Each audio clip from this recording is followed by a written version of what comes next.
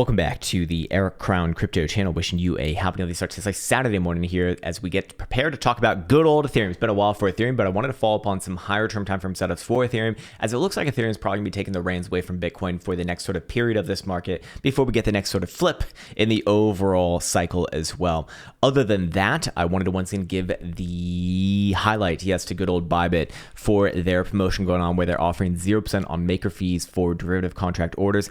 And you can also get the Jewel Light for free for the first 30 days if you follow the directions in the link in the description below. And you'll also lock yourself into the lower price tier for the Jewel Light, as the service will be changing on April 17th. So I just want to be abundantly clear for anyone who has gotten into Crown Premium or the Jewel Light prior to April 17th, which is in just 2 days from now, nothing will change for you. It's all good. Your price will remain constant. It'll be the lower tier. And then after the 17th, that is when the Jewel Light service will go up by about $10. All right, sweet. So now that we've gotten through that, let's just get into it. Starting off right on over here with the weekly time frame for Ethereum. And it's going to be having a chance to do something very, very similar to what we saw on Bitcoin a few weeks ago. And that is closing the weekly time frame above the mean band on the Gaussian channel. And looking at the full history of Ethereum, it has done this 3 times in the past, actually, where we've had this interaction where the Gaussian channel itself was red. Ethereum closed a weekly above the mean band. And then, yes, the free ride to the top side of the Gaussian channel followed through relatively soon after that, actually. So what I'm talking about is this right here, closing above the mean band, boom, next wick actually to the upside, obviously, pretty significant one here. In fact, let me just see. Yeah, that's nearly a 40% move. It doesn't look like much on the chart, but it certainly is. But free ride to the top side, same thing over here. I'm actually curious to see if this one is of similar size. Yeah, about 40% as well. And obviously this one over here, and I'm going to guess that that's also probably around 40%. And what do you fucking know? About mid to low 30s in that case. But as you can see, but Ethereum, that inanimate object, is about to close above the mean band, assuming that things do not crash below 1882 before Sunday on closure. Now, keep in mind that wherever things closed on Friday is usually going to be about where things close on Sunday. Not always, but 9 out of 10 times, yes, that will very likely be true. So very, very, very, very likely Ethereum does close above that 1880 pivot right there. And, in the following weeks, maybe into the end of the month or early May, very likely, based off the history of this, also hand in hand with Bitcoin as well.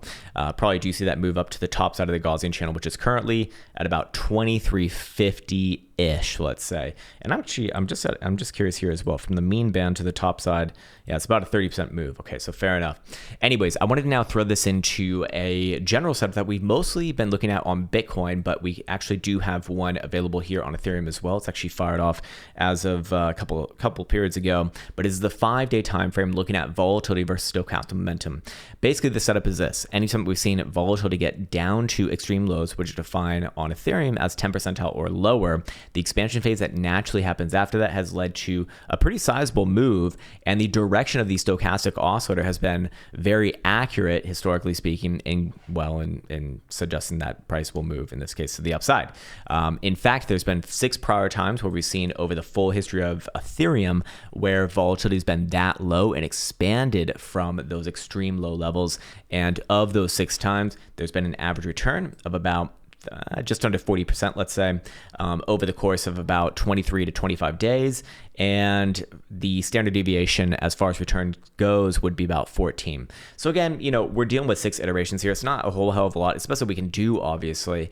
But putting that hand in hand with Bitcoin, which has significantly more, we can see that over the long history of time, this does seem to have some good interplay with what we're looking at right there. This is actually wrong. This is 100%, and my OCD is kicking in right there, so I need to change it immediately.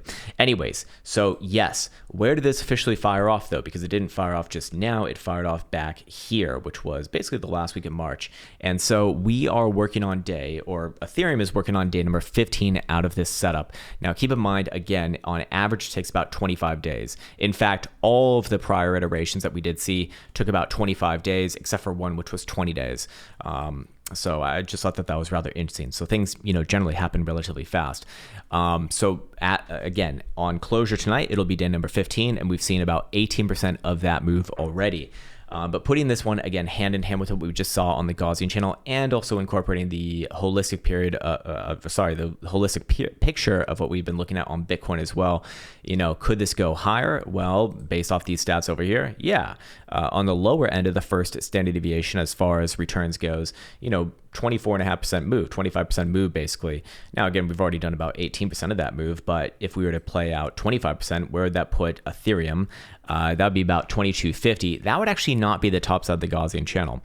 Just saying, 2350 would be about the top side of the channel, which is about a 30% move right there, which is still well within the context, of the stats that we've been looking at over here. And then, of course, if it goes for the upper end of that, maybe closer to 40%, then maybe on a bit more of like a hopium drive, we could see Ethereum maybe close to like 2600 or so, which I thought was rather interesting. And based off the history of this, we would expect this to happen relatively fast. And when I say relatively fast, I mean specific to the time frame, and again, on average about 25 days. That would be basically around the end of this month, the last week of April, maybe at most the first week of May. So we do expect that if things are going to continue from here, they continue relatively fast and relatively severely actually as well.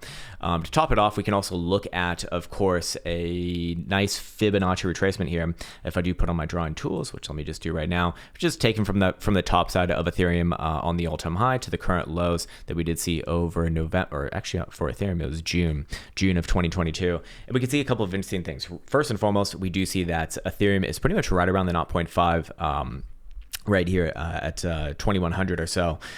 So busting above there, and especially closing above there, does very likely imply that we're probably going to see somewhere around the 618. And in this case, the 618 is where 2550, which, if you remember back on over here, is a little bit closer to the actual average of what we did see over these past setups on Ethereum's volatility versus stochastic momentum setup. So I did think that was rather interesting. Of course, it's going to come with an invalidation, as it always should, because nothing is 100% guaranteed. But, statistics and probabilities do suggest that things likely move higher from here for Ethereum in the more near term. And then probably in May, we do see a big move, or the start of a topping formation, followed by, 20 to 30% move to the downside after that. If we go and check out the HPDR indicator over here on the daily, clear and obvious, and obviously just drifting up right here. But what stands out to me is that we're seeing volatility expansion alongside the 50% of historic returns range slowly moving up, which is really, really interesting. I believe that implies positive drift here, and does imply that we probably do see somewhere around the median and maybe even the top side of the of this range. Which, guess where the top side is? Again, getting closer to that 2,500 number, it's at about 2,450. So starting to look at like the overall picture here, there certainly does seem to be, there certainly seems to be a major area of interest between about 2,350 to about 2,550 or so, depending upon how crazy things get in the next few weeks here. But basically, again, based off of what I've been looking at, it would suggest that in the relatively short term, we probably see continuation on the top end, maybe 2550. On the lower end, maybe more around like 2350 or so. But somewhere in between that range is where I'd be looking for some toppy-ish behavior in May, and then likely a big pullback, just a market-wide pullback, probably throughout most of summer, if I had to guess. Anyways, I think that's a good place for me to be leaving off on Ethereum in particular. Nice and short and sweet as usual. And of course, as always, I want to wish you the best bets. Take care, much love, and see you hopefully soon.